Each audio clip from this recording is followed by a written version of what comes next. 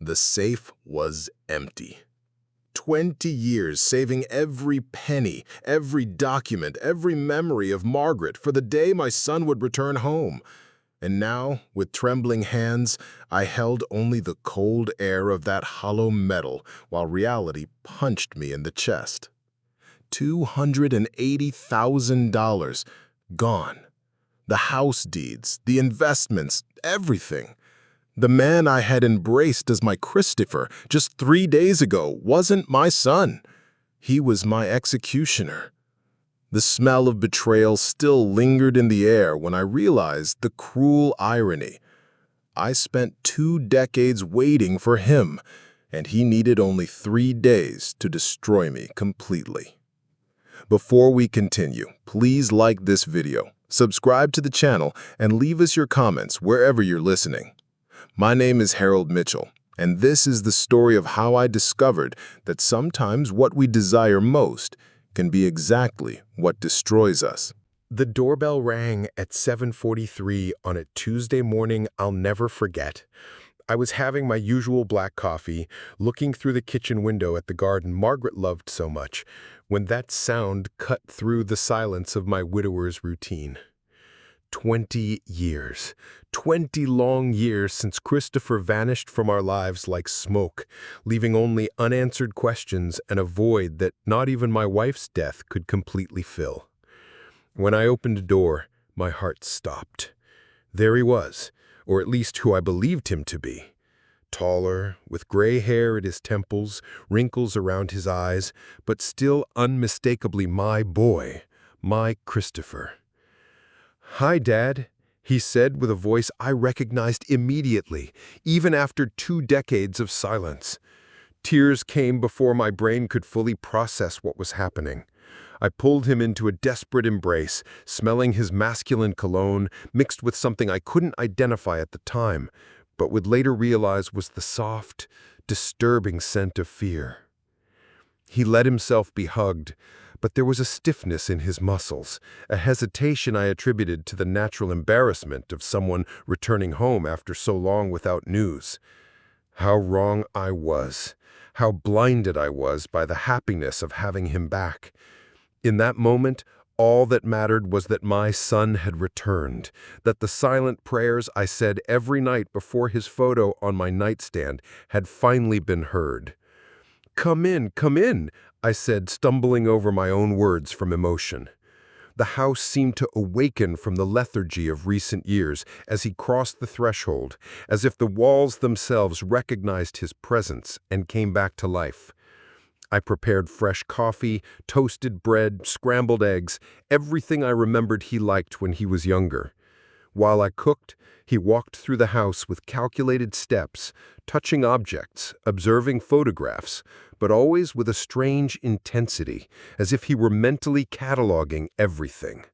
His fingers lingered on the picture frames, especially those with Margaret, and I interpreted this as natural longing for the mother he never saw alive again. The truth was much more sinister, but at that moment I was too blinded by joy to see the red flags. During breakfast, I tried to fill 20 years of absence with rushed questions about where he had been, what he had done, why he had never given news. He answered with vague generalities. He had traveled a lot, worked in different cities, gone through difficult times he preferred to forget. His voice carried a weight I interpreted as genuine regret, but now I realize it was the weight of someone lying to someone who completely trusts him. When I asked about family, wife, children, he averted his gaze and mumbled something about complicated relationships.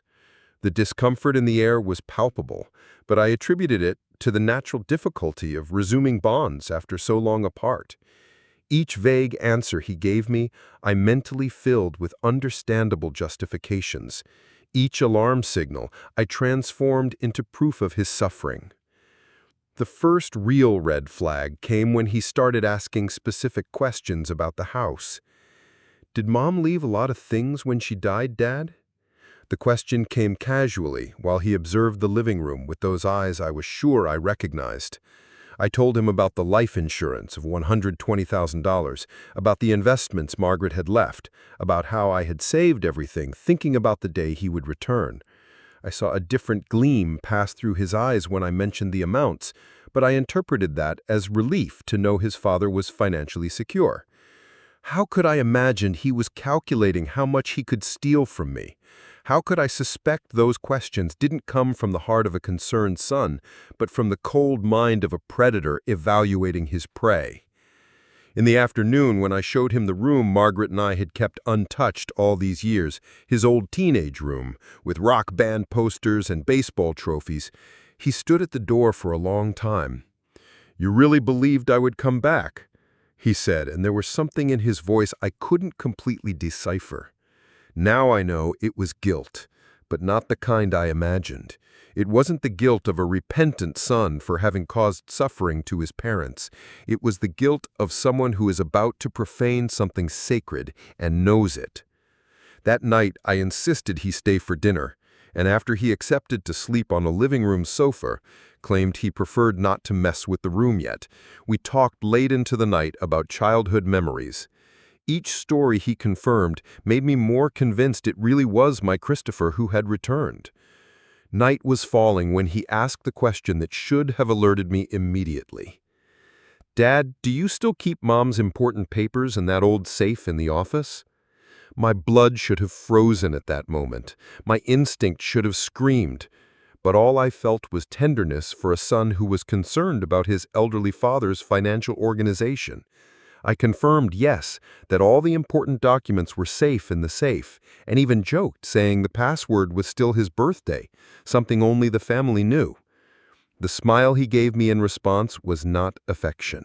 It was triumph. But I was so desperate to have my son back that I turned every danger signal into proof of love. When he hugged me goodnight and said, "Thank you for taking me back, Dad," I almost cried with happiness. It was the end of the first day of my destruction, but I thought it was the first day of my redemption. The last time I saw my real son was on a cold October morning in 2004. Christopher was 24 years old and had just quit another job, the 5th that year. He was standing in the kitchen, nervously fidgeting with his car keys, while Margaret tried to convince him to stay for breakfast. "I need to think, Mom," he said with that tense voice we knew all too well. "I need some time away from here."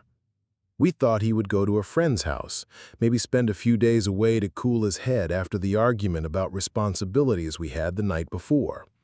We never imagined that "see you later" would be a definitive goodbye. We never thought we would spend the next 20 years waiting for a phone call that would never come, for a letter that would never arrive, for a sign that our boy was still alive somewhere. The first weeks were the most desperate.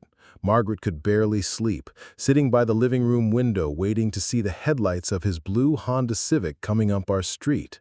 We called all the friends we could think of, visited all the places he used to frequent, put up posters with his photo on light poles throughout the city. The police told us adults have the right to disappear, that there were no signs of crime, that he would probably show up in a few weeks when the dust settled.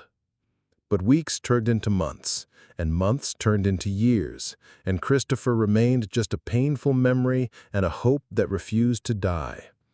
Margaret developed the habit of leaving the porch light on every night, in case he comes back and wants to come in, and I never had the courage to ask her to turn it off.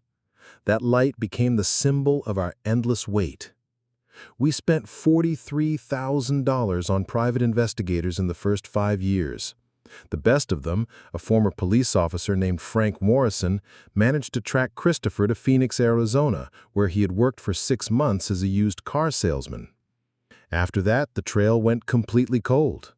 Frank told us people can simply evaporate if they really want to, especially if they change their name and pay for everything in cash. "Your boy doesn't want to be found," he told me on a rainy spring afternoon, returning the advance he couldn't justify. "Maybe it's better to accept that and try to move on." But how does a father accept that his son simply chose to disappear from his parents' lives? How does a mother stop waiting for the return of someone she carried in her womb for 9 months? We couldn't follow the investigator's advice. We kept waiting, kept believing, kept loving a ghost. Margaret died in March 2018, and the last thing she asked me was never to stop looking for Christopher. She was sure he would return, that something terrible had happened to prevent him from coming home, but that eventually he would find a way. Her life insurance yielded $120,000, which added to our investments and retirement totaled $280,000. I saved every penny thinking about the day Christopher would return and need to start life over. The house was also valued at $350,000 at the time of Margaret's death, and I kept everything exactly as she left it, including Christopher's room, untouched. Our neighbors thought I was being obsessive, but for me that wasn't obsession. It was faith. It was paternal love transformed into stubborn hope that refused to accept the end. During all these years, I created rituals that kept me connected with my absent son. Every birthday of his, I prepared his favorite cake, chocolate with strawberry frosting, and left a slice in the refrigerator for a week before throwing it away. Every Christmas, I put a gift for him under the tree, always clothes or tools I imagined he might need. On Father's Day, I visited Margaret's grave and told her about the year that had passed, always ending with the same promise. I'm still waiting for him, dear. I still believe he'll come back. Years passed. My hair turned gray, my spine curved, my hands developed the tremor of age, but my faith in Christopher's return remained unshakable. It was all I had left of the family we once had. The truth is that somewhere in the back of my mind, I already knew Christopher was probably dead. No one disappears for 20 years from people they love without giving a single news unless something terrible happened. But admitting this possibility would be like killing my own son with my own hands. It would be the final betrayal of Margaret's memory and everything she fought for while she was sick. So I chose denial, chose hope, chose to believe against all evidence that one day the doorbell would ring and my boy would be at the door, ready to explain where he had been all this time. I kept the money, maintained the house, preserved the memories, all for the day he would return. Ironically, it was exactly this loving preparation that made me the perfect target for whoever pretended to be him. Deep down, I knew something was wrong from the first moment Christopher appeared at my door. There were small but disturbing details. The way he held his coffee cup, the way he walked, too heavy for someone who had always been athletic. Even the way he laughed, which sounded too forced. But I was so desperate to believe, so hungry for my son's presence, that I turned every inconsistency into proof that time and difficult experiences had changed him. When he showed knowledge about our family, about intimate details of our life, I didn't question how he knew these things after so long away. I simply allowed myself to be deceived, because the alternative, accepting that my son was really gone forever, was too devastating to bear. The man who was in my house knew exactly how to exploit this weakness. The next morning, I woke up to the sound of drawers being opened and closed in Margaret's office. It was 5:40 in the morning, still dark outside, and for a moment I felt my heart race with the possibility that we had an intruder in the house. But then I remembered. Christopher was here. My son had returned. I put on my robe and went downstairs, trying not to make noise, imagining he might not be able to sleep and was just exploring the house after so long away. When I reached the office door, he was hunched over the desk, going through Margaret's papers with an intensity that caused a strange sensation in my stomach. "Christopher?" I called softly, and he turned so quickly he almost knocked over the chair. The fright on his face was genuine, but there was something more, something like pure guilt, like someone caught doing something they shouldn't. "Sorry, Dad," he said, trying to smile while organizing the papers with suspicious haste. "Couldn't sleep and got thinking about Mom. Wanted to see some of her things. You know how it is." The explanation sounded reasonable on the surface, but there was something in the rush with which he closed the folders, and the way he avoided my gaze while speaking that lit a small alarm in my mind. During breakfast, he asked more questions about the family's finances, asked about my retirement, about investments, about house insurance. Each question came disguised as filial concern. Are you doing well financially, Dad? You're not having trouble with expenses. Did Mom leave everything organized? But there was an insistence, a thirst for details that began to bother me. A son who returns after 20 years shouldn't be so obsessed with money, should be more interested in reconnecting emotionally. During the afternoon, he went out, claiming he needed to resolve some things in town, and I took the opportunity to call my sister Ellen, who lives in Portland. I told her about Christopher's miraculous return, hoping to share my joy, but her reaction surprised me. "Harold, are you sure it's really him?" she asked, and there was genuine concern in her voice. 20 years is a long time, and you know there are people who take advantage of families in situations like ours. Ellen was always the skeptic of the family, the one who questioned everything, but her words planted a seed of doubt I tried desperately to ignore. How could she suggest I wouldn't recognize my own son? How could she imply I was too naive to identify an imposter? I hung up the phone, irritated with her, but the questions she asked continued echoing in my head. When Christopher returned at the end of the afternoon, he brought a woman with him. "Dad, this is Lisa," he said, introducing a thin blonde of about 30-something who wore expensive clothes but had a nervous, restless way of someone not comfortable in their own skin. Lisa barely spoke, answered my attempts at conversation with monosyllables, and most disturbing of all, she avoided looking directly into my eyes. During dinner, while I tried to get to know my son's girlfriend better, I noticed she and Christopher exchanged looks loaded with meaning, as if they were communicating something I shouldn't understand.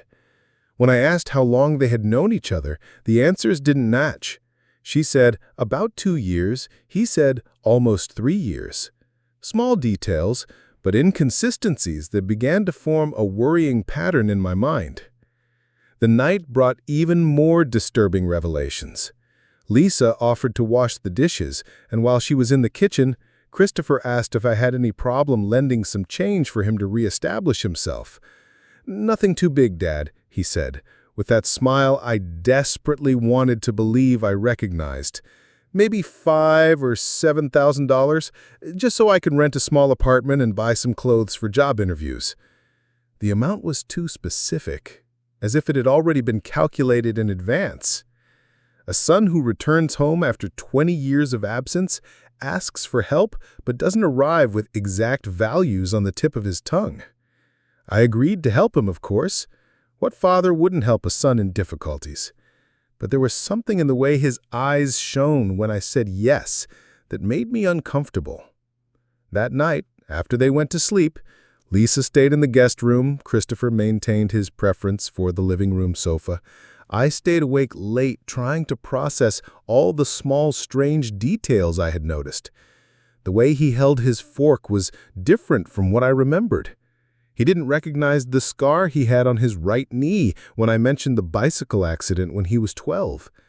When I told a story about the dog we had when he was a child, he laughed at the wrong moment, as if he didn't know which was the funny part. They were small, subtle things that individually could be explained by the 20 years of separation and the experiences he had away from home. But together, they began to form a picture that scared me. And deep down, very deep down, a little voice I didn't want to hear began to whisper, "What if Ellen is right? What if this man isn't really Christopher?" What kept me clinging to denial was the desperate love I felt for my son and the painful need to believe Margaret was right when she said he would return.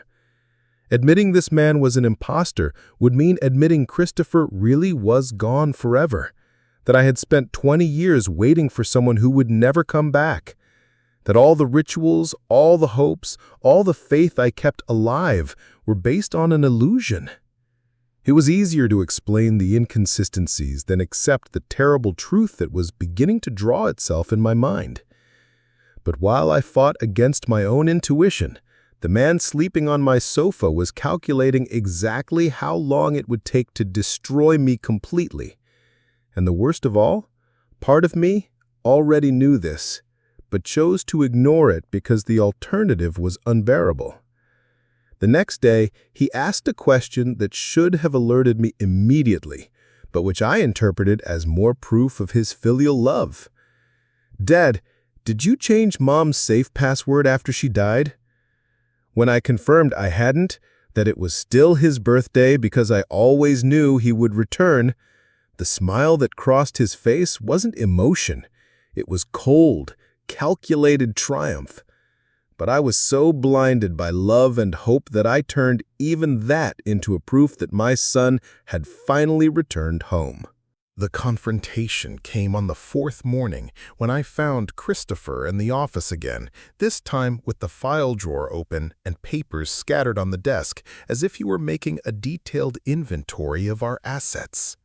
The sound of my steps on the wooden stairs must have alerted him, because when I entered the room, he was already trying to organize everything back in place, but his hands were shaking slightly and there was sweat on his forehead despite the air conditioning being on. "Christopher," I said, trying to keep my voice calm, "what exactly are you looking for?" For a moment, I saw something like panic pass through his eyes, but he recovered too quickly, like someone accustomed to getting out of complicated situations. The ease with which he lied should have alerted me about the type of person I was dealing with. "Sorry, Dad," he said, with that smile that was beginning to seem more forced each day. "I'm trying to better understand the family's financial situation, to see how I can help now that I'm back." That morning, during coffee, he finally told his story. He said he had spent the last 20 years working in different states, mainly in Texas and Arizona, doing construction and sales work. He talked about a marriage that didn't work out, about drinking problems he had overcome, about the difficulty of keeping in touch with family when he was so ashamed of the man he had become. The narrative was convincing and emotional, full of details that seemed genuine. Names of cities, types of work, even scars he showed as proof of the difficulties he had faced. When he got to the part about the debts he had accumulated in the last year, his voice trembled in a way I interpreted as genuine shame. "I owe $63,000 to people who don't accept 'I can't pay' as an answer," he said, avoiding my gaze. "That's why I took so long to come home. I didn't want to bring problems to you and Mom." Now I know he was testing my reaction, evaluating how much I would be willing to help my son in trouble. Lisa remained silent during these conversations, but I noticed how she observed everything with almost predatory attention. Sometimes I caught her counting on her fingers when he mentioned values, as if she were doing mental calculations. Other times I saw her writing things in a small notebook she kept in her purse, always discreetly, as if she didn't want me to notice. When I asked about their relationship, the answers continued to be inconsistent. She said they met at a coffee shop in Phoenix. He said it was at a bar in Tucson. She claimed they had been living together for almost a year. He corrected, saying more than a year and a half. They were small contradictions, but constant, as if they had rehearsed a version of the story but hadn't coordinated all the details. Most disturbing was the way Lisa looked at him when he talked about the debts, not with compassion or concern, but with poorly disguised impatience, as if she were anxious for him to get to the main point of the conversation. The first financial emergency arose on Thursday.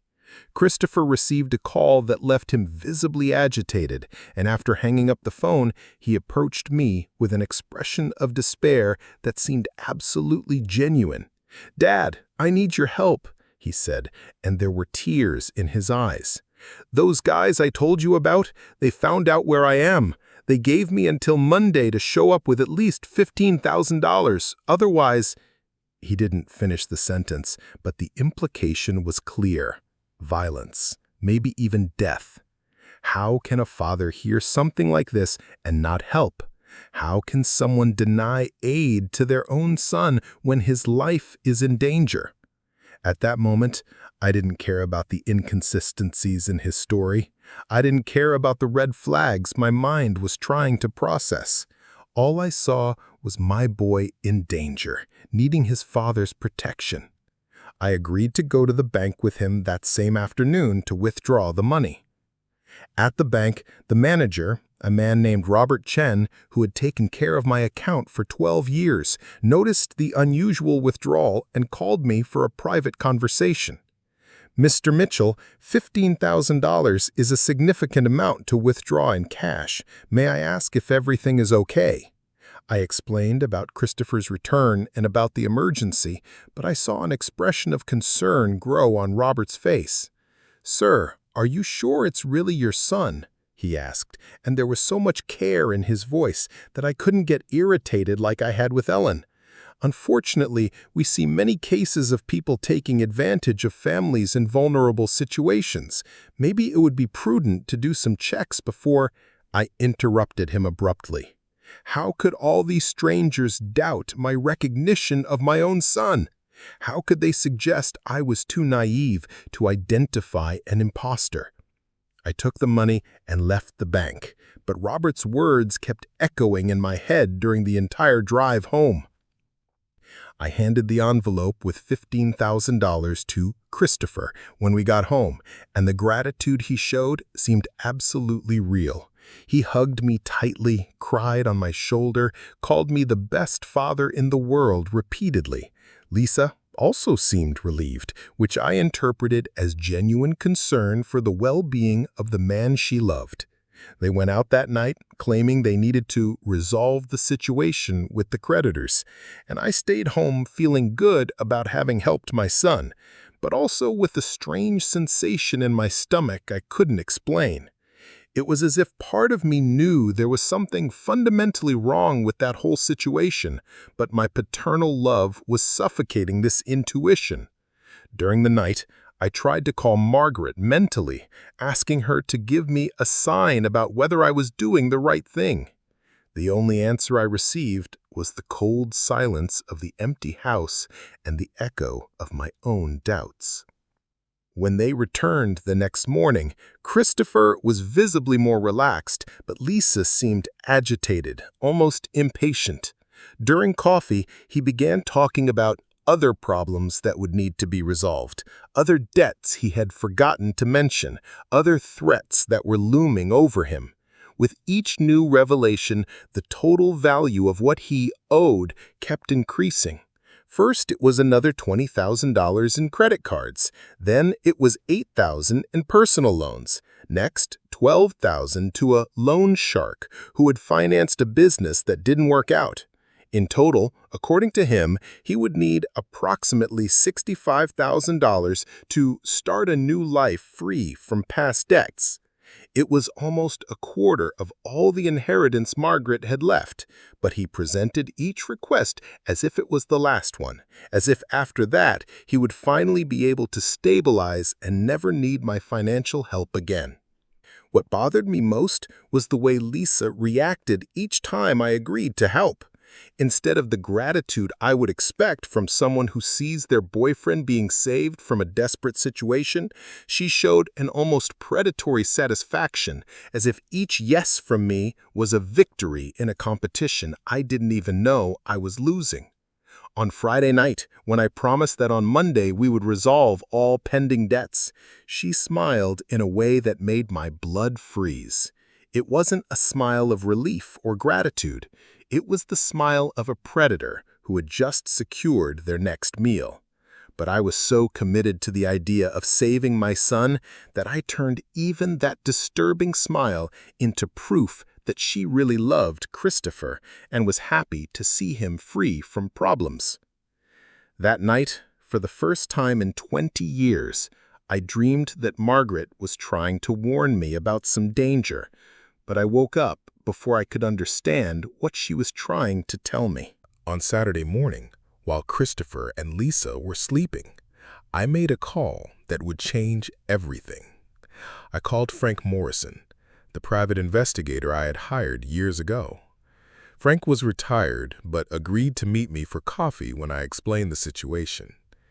"Harold," he said, stirring the sugar in his coffee with deliberate slowness, 20 years investigating missing people taught me one thing: the dead don't come home." His words hit me like a punch to the stomach, but he continued with the cruel kindness of someone who needs to make someone see the truth. "If your son really returned after so long, the first thing he would do is explain where he had been. The second would be to try to compensate for the pain he caused. The third would be to rebuild the relationship slowly, with patience." Frank took a card from his pocket and slid it across the table to me. "This man you think is your son is doing exactly the opposite. He's avoiding explanations, exploiting your guilt, and asking for money since the first day. This isn't repentant son behavior, Harold. This is predator behavior." Frank gave me the contact of an investigator named Sarah Chen, daughter of Robert from the bank, who had inherited her father's talent for detecting suspicious situations. Sarah specialized in scams against the elderly, and when I told my story to her over the phone, she didn't hesitate. "Mr. Mitchell, I need you to send me a discreet photo of this man, today." I used the excuse of wanting to register the family reunion to take some photos during lunch. Christopher tried to avoid the camera at first, claiming he wasn't looking good after so many difficult years. But I insisted, saying I wanted to send the photos to Allan and other relatives who would be happy to know about his return. When I finally got some clear photos, there was something in his eyes, a discomfort that went beyond simple shyness. It was the discomfort of someone who doesn't want to be identified. I sent the photos to Sarah that same afternoon, along with all the information Christopher had given me about where he had been and what he had done during the 20 years of absence. Sarah's response arrived on Monday morning, while Christopher was in the bathroom getting ready for our trip to the bank. It was a simple but devastating text message. "This man's name is Marcus Rivera, professional con artist. Sent complete report by email. Do not go to the bank today. Do not leave him alone in your house." My hand shook so much I almost dropped the phone. I read the message 3 times before I could process what I was seeing. Marcus Rivera, not Christopher Mitchell. My son's name hadn't been Christopher Mitchell for 20 years because my son was dead. The email report confirmed my worst fears. Marcus Rivera, 42 years old, born in El Paso, Texas, specialist in lost son scams against bereaved families. He had operated in at least 6 states in the last 15 years, always with the same strategy. Research families who had lost adult children, study intimate details of their lives, appear pretending to be the son who returned home, and drain their savings before disappearing again. The most devastating of all was the information about my real son. Sarah's report included documents she had obtained through contacts in the justice system. Christopher James Mitchell had died in a car accident in Flagstaff, Arizona on December 17, 2008, 16 years ago. His body had been cremated by the state after no relative was located because he was using a false name at the time, working with forged documents to escape gambling debts he had accumulated. My boy had tried to come home. Records show he had called our old landline 3 times in the 2 months before his death, but never left a message. Margaret and I had changed numbers after years of receiving prank calls from people who had seen the missing person posters. My son had tried to return, and we didn't even know. He died alone, far from home, unable to ask for the forgiveness he was probably seeking. And I had spent the last 16 years waiting for someone who was already dead. The pain was physical, literal.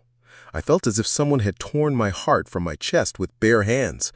20 years of hope, 20 years of faith, 20 years of love saved for a son who had been dead for 16 years. Margaret had died without knowing the truth about Christopher. She had spent the last years of her life waiting for someone who would never return because he couldn't return. And now, when I finally discovered the truth about my son, I also discovered I had spent an entire week being manipulated by a stranger who studied our family tragedy as if it were a script for theft. Marcus Rivera knew intimate details of our life because he had done research, had scoured public records, relatives' social media, Margaret's obituary, all to build the perfect lie. He knew about Christopher's knee scar because he had found old photos online. He knew about our family rituals because he had studied our history like an actor studies a role. I heard his footsteps coming down the stairs, and for the first time in a week, I didn't feel love when I saw him. I felt pure, crystalline, homicidal hatred. This man had desecrated my son's memory. He had exploited the deepest pain of my life. He had transformed my paternal love into a tool of manipulation. But more than that, he had prevented me from properly grieving for Christopher the last 16 years. If I had known the truth about my son's death, maybe Margaret and I could have lived our last years together in peace, honoring his memory in a healthy way instead of living in a sickly hope. Marcus Rivera hadn't just stolen my money. He had stolen my chance to say goodbye to my boy properly. He had stolen the last years of serenity Margaret deserved before dying. When he appeared in the kitchen with that false smile and said, "Good morning, Dad," how dare he use that word? "So," Marcus said, pouring coffee as if he owned the house, "ready to go to the bank?" Lisa came down soon after, already dressed and made up, despite the early hour, clearly anxious for the big day of the final theft. They had planned to clean out my accounts that Monday, probably disappear before the end of the week with everything Margaret and I had built during a lifetime of work. I forced a smile and said I just needed to make a quick call before we left. I went up to the room and immediately called Sarah Chen. "I need you to pretend you don't know anything. Go to the bank, but don't authorize any transfers. I've already contacted the authorities. FBI agents will be at the bank waiting. They'll arrest Marcus and the accomplice the moment he tries to access your accounts with false information." It was a trap, and for the first time in a week, I would be the predator. When we went down to the car, Marcus was strangely talkative, telling elaborate stories about how he would use the money to start life over, maybe open a small business, maybe find a little house on the outskirts of town to stay close to his father. Lisa remained silent in the back seat, but I could feel the tension emanating from her like heat. In the rearview mirror, I saw that she was checking her phone obsessively, as if expecting some important message. Now, I knew they probably had other accomplices waiting, maybe even a getaway car parked near the bank. It was an elaborate, professional operation, and I had been chosen as a target because my family tragedy was well documented in public records. They had chosen my pain as a source of profit. But this time, the predators became prey, and I could hardly wait to see Marcus's face when he realized the game had turned against him. The bank was unusually busy for a Monday morning, but Marcus didn't seem to notice the customers who were strategically positioned near the tellers and service area. I recognized two agents immediately. They wore suits too expensive for ordinary customers and had that alert, predatory way of someone who is working. Sarah Chen was sitting in the waiting area, pretending to read a magazine, but our eyes met for a second, and she gave an almost imperceptible nod. Everything was set up.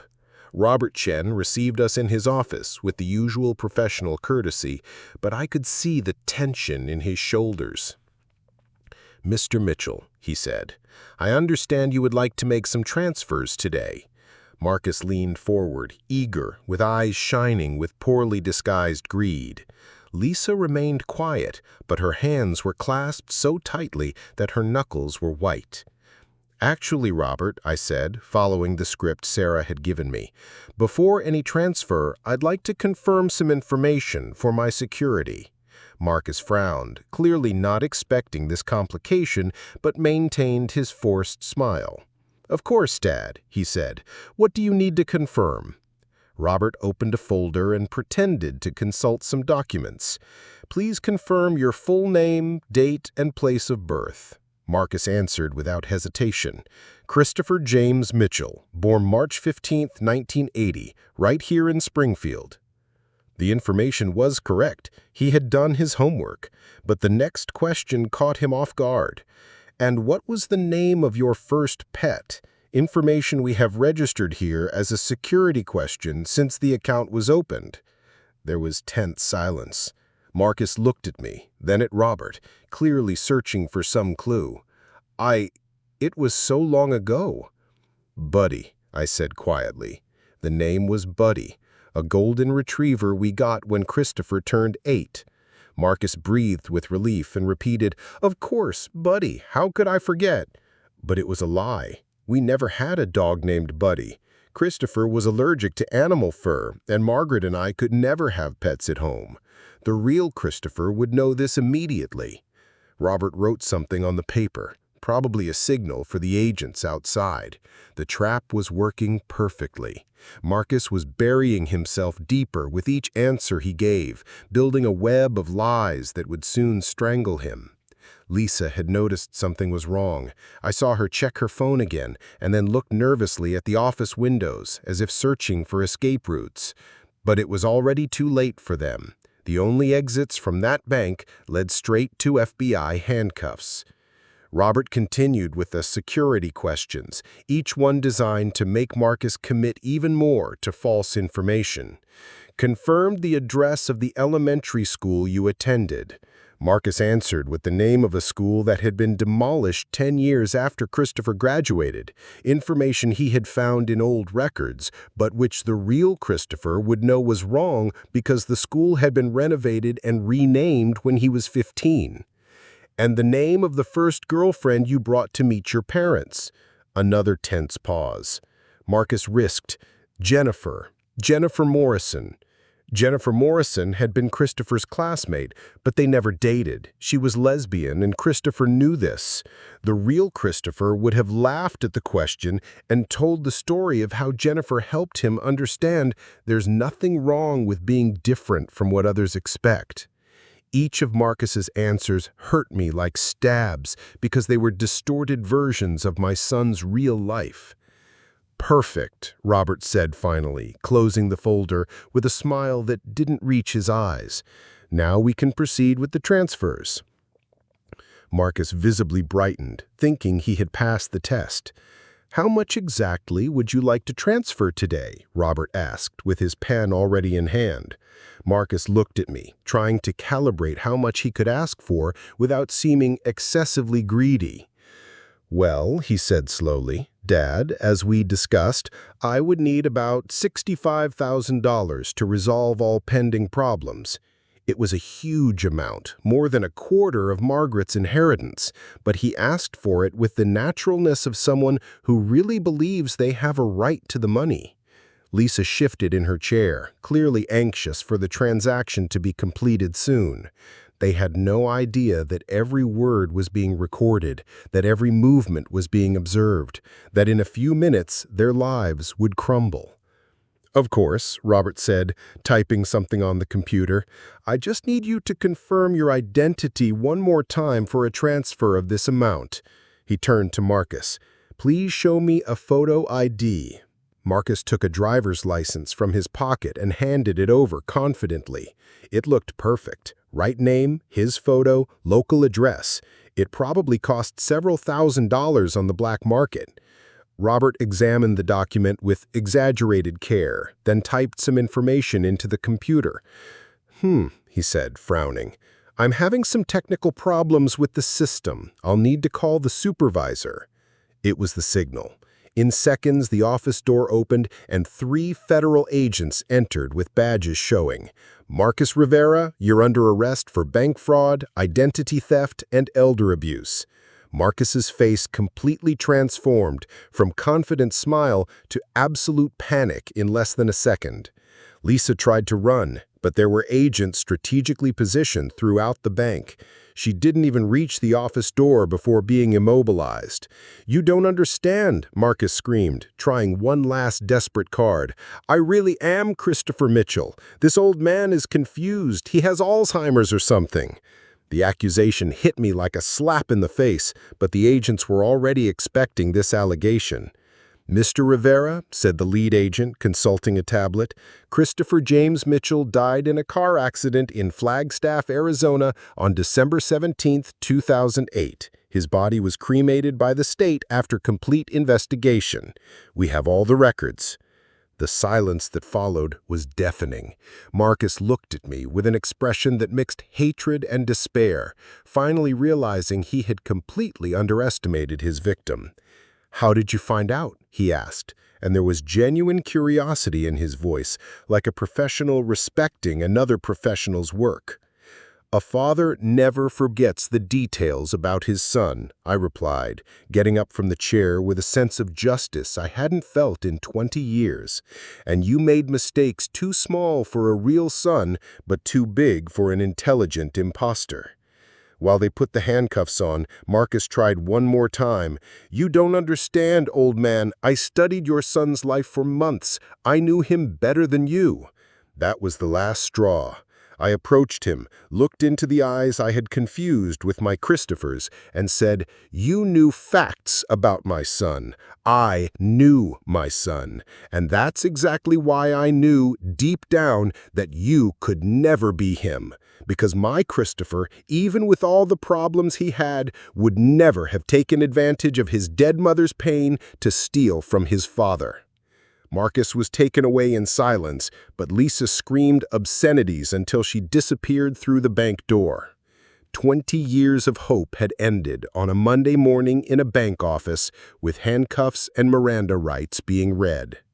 But for the first time since Christopher's disappearance, I felt I had done something he would approve of.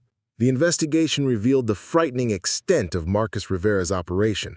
In the apartment he had rented under a false name, agents found detailed files about my family dating back 3 years, long before Margaret died. There were photos of our house taken from different angles, copies of obituaries, property records, even recordings of conversations I had had with neighbors about my wife's death. Marcus had been watching me for years, studying my routine, my habits, my pain, waiting for the perfect moment to attack. The perfect moment was when he realized I was completely alone, without Margaret to question his stories, without anyone else around to notice inconsistencies. He had chosen my loneliness as a window of opportunity. There were city maps with escape routes marked, false documents for at least 5 different identities, and most disturbing of all, a list of other families who had lost children, complete with estimated inheritance values and degrees of emotional vulnerability. The agent in charge of the case, Susan Walsh, showed me evidence that made my blood freeze. Marcus had operated this scam at least 12 times in the last 15 years, always with the same strategy: choose families who had lost adult children, study their lives obsessively, appear pretending to be the returned son, and drain their savings before disappearing. He had stolen more than $800,000 from bereaved families over the years. One of the victims, a retired farmer in Oklahoma, had lost $120,000, his entire retirement, and suffered a heart attack when he discovered the truth. The man survived, but never fully recovered, physically or emotionally. "Mr. Mitchell," said Agent Walsh, "you were smarter than many of the other victims. Most only discovered the truth after he disappeared with the money." I should have felt proud, but all I felt was anger. Anger that Marcus had chosen our family as a target. Anger that he had transformed my love for Christopher into a tool of manipulation. During the interrogation, which took place 2 days after the arrest, I discovered even more disturbing details about how Marcus had built his character. He wasn't just a common con artist. He was a psychopath with genuine talent for psychological manipulation. He had studied forensic psychology in prison during a previous conviction for fraud and used this knowledge to identify his victims' emotional weaknesses. Lisa, whose real name was Carmen Santos, was an accomplice he met in a previous scheme who specialized in emotional support. Her function was to make victims feel less alone, as if the returned son had also found love and stability.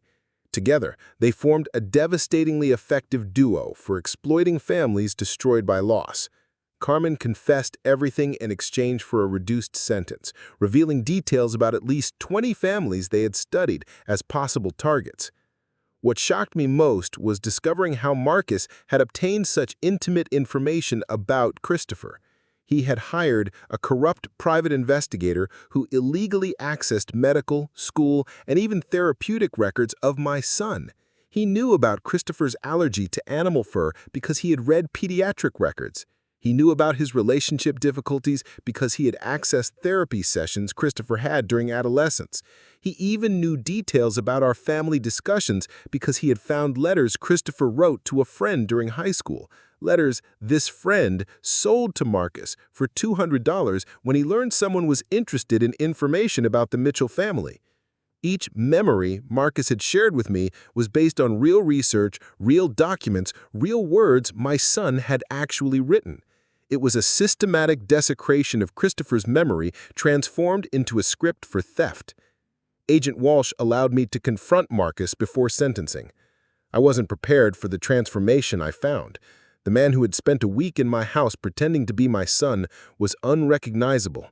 Without the false smile, without the studied posture, without the voice carefully modulated to sound familiar, Marcus Rivera was just an ordinary 42-year-old man with empty eyes and a coldness that made me question how I had been deceived by him. "Why my family?" I asked, sitting across from him at the interrogation room table. "Why did you choose to destroy us?" Marcus looked at me with disturbing indifference. "You were easy targets," he said, as if explaining a business decision. "Widowed man, alone, with saved money, waiting for a dead son. You practically had a target on your backs." His brutal honesty was more painful than any lie he could have told. "You researched my son for months," I said, trying to keep my voice steady. "Read his medical records, personal letters, even therapy sessions. How can you do that to someone's memory?" Marcus shrugged. "Information is information. Your son was dead. He wasn't suffering from what I did. You were the one suffering, and I just used that to my advantage." The coldness in his voice was frightening.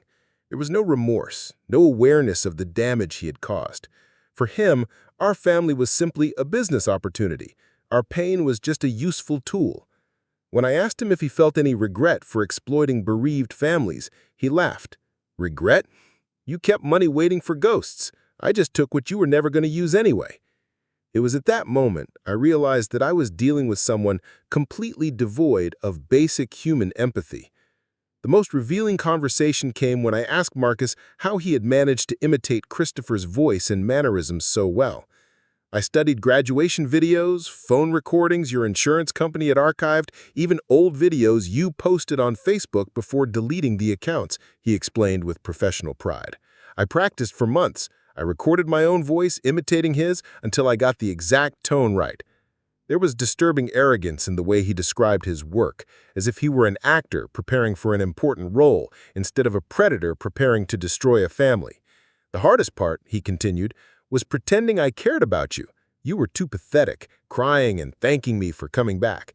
I almost gave up on the first day because it was too disgusting." These words hit me like physical punches, but they also confirmed something I had already realized. No matter how convincing Marcus was, there was a fundamental quality he could never replicate: the genuine love a son feels for his parents. At the end of the conversation, I asked Marcus the question that tormented me most. "Do you have any idea what you did to me when I discovered the truth about my real son?" For the first time, I saw something like genuine curiosity in his eyes. "Christopher died trying to come home," I explained. "He made 3 calls to our old line in the 2 months before the accident, calls we never received because we had changed numbers. My son died wanting to reconcile with us, and I spent 16 years waiting for someone who was already dead. You stole my chance to grieve properly, to honor his memory the right way." Marcus was silent for a long time, and for a moment I thought I had finally managed to make him understand the magnitude of what he had done. But then he said, "At least now you know the truth. That must be worth something." It was the closest thing to empathy he could feel, and still it sounded more like self-serving convenience than genuine compassion. I left that room knowing I had faced a type of evil I never imagined existed: the calculated exploitation of a family's purest pain. Marcus Rivera was sentenced to 15 years in federal prison, and Carmen Santos received 8 years. The investigation that followed revealed the existence of a network of con artists specializing in bereaved families, and my case helped the FBI dismantle an operation that had stolen more than $2 million over a decade. But none of these legal victories could fill the void that the discovery of Christopher's real death had left in my soul. For 20 years, I lived in a consoling lie, believing my son was alive somewhere, maybe building a new life, maybe happy despite the distance from home. The truth was infinitely more painful. Christopher had died alone, far from family, trying to find courage to come home and ask forgiveness. I spent weeks after Marcus's arrest in a state of grief that was simultaneously new and old, as if I were burying my son for the second time. First, the hope that he would return, now the reality that he never could return. The most devastating revelation came 3 weeks later, when Agent Walsh called me with additional information they had discovered during the cleanup of Marcus's apartment. "Mr. Mitchell," she said, and there was unusual delicacy in her voice, "we found some personal items we believe belong to your real son." She asked me to go to the federal station to identify the objects. When I arrived, she showed me a small box containing things I recognized immediately. Christopher's wallet, with his initials engraved in leather that Margaret had given as a gift on his 18th birthday. A gold chain with a small crucifix he always wore. And most important of all, a handwritten letter, folded and worn as if it had been read hundreds of times. "We found this in the pocket of the jacket your son was wearing when he died," Agent Walsh explained. Apparently, Marcus got these items through contacts he had at the morgue. He used victims' personal objects to make his scams more convincing. With trembling hands, I opened the letter my son had written but never sent. It was addressed to Mom and Dad, and the handwriting was unmistakably Christopher's, the same I remembered from birthday cards and school notes. The letter was dated just 2 weeks before his death, and reading it was like hearing his voice after 16 years of silence. "Mom and Dad, I don't know if I'll ever have the courage to send this letter, but I need to write it. I know I hurt you when I left without explanation. I know you spent years wondering where I went, if I was okay, if I still loved you. The truth is, I never stopped loving you. I left because I was ashamed of the man I had become. The gambling, the debts, the lies I told to hide my problems. I thought if I disappeared, you wouldn't have to be embarrassed by having a son like me. I was wrong. These 4 years away from you have been hell. I've tried to build a new life, tried to become someone you could be proud of, but every day I wake up missing home, missing Mom's Sunday dinners, missing Dad's terrible jokes, missing being part of a family that loved me even when I didn't deserve it. I'm trying to gather courage to come home, to ask your forgiveness, to try to be the son you deserved. If you're reading this, it means I finally found that courage. I love you both more than words can say. Your son, Christopher." I cried for 3 straight hours after reading that letter. 20 years of questions finally had answers, but the answers were more painful than the uncertainty. Christopher hadn't abandoned us out of indifference or selfishness. He had left out of shame, out of love, believing he was protecting us from his problems. And he had died trying to come back, trying to be brave enough to face us and ask forgiveness for mistakes that in retrospect seem so small compared to the magnitude of losing him forever. Margaret died without knowing our son had never stopped loving us. She spent her last years thinking Christopher had chosen to disappear from our lives, when the truth was he had spent every day of those 4 years wanting to come home. In the weeks that followed, I went through a grieving process that was completely different from what I had experienced during the 20 years of uncertainty. This time, I wasn't grieving the loss of someone who might still be alive somewhere. I was grieving a son who was truly gone, whose story I now knew from beginning to end. With the help of a counselor specializing in delayed grief, I began to understand that the 20 years I spent waiting for Christopher weren't wasted time. They were years I spent loving him, honoring him, keeping his memory alive. The money I saved for his return, the room I kept intact, all the birthday cakes and Christmas presents weren't meaningless gestures. They were expressions of unconditional love that continued even in his absence. Margaret had been right to believe he would want to come home. She just didn't know he had tried and failed. I decided to hold a proper funeral for Christopher, 16 years after his death. I had his ashes transferred from Arizona to our local cemetery, where I bought a plot next to Margaret's grave. The service was small, just Ellen, a few old family friends, and me, but it felt complete in a way the 20 years of uncertainty never had. I read his letter aloud, sharing his words of love and regret with the few people who had known him as a child. I talked about the boy who played baseball in our backyard, who helped Margaret in the garden, who made us laugh with his terrible impressions of movie characters.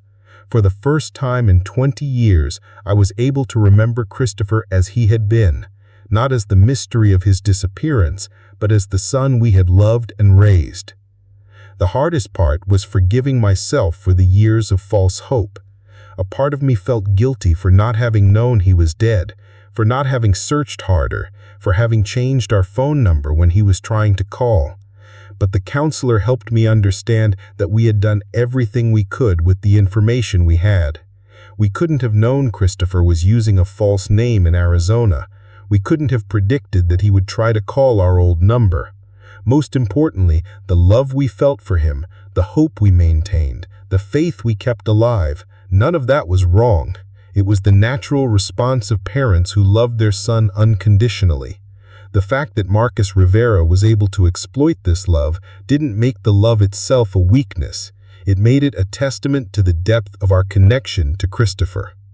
6 months after Marcus's conviction, I received an unexpected visit from one of his other victims, Martha Henderson, the widow from Oklahoma whose husband had suffered the heart attack. She was a small woman in her 70s, with kind eyes and a strength that reminded me of Margaret. "I wanted to meet the man who caught him," she said over coffee in my kitchen. "My Henry died still believing our son Jimmy had come back and stolen from us. He never got to know the truth." Martha and I talked for hours about our experiences, about the guilt we felt for being deceived, about the complex grief of losing children and then having their memories violated by a stranger.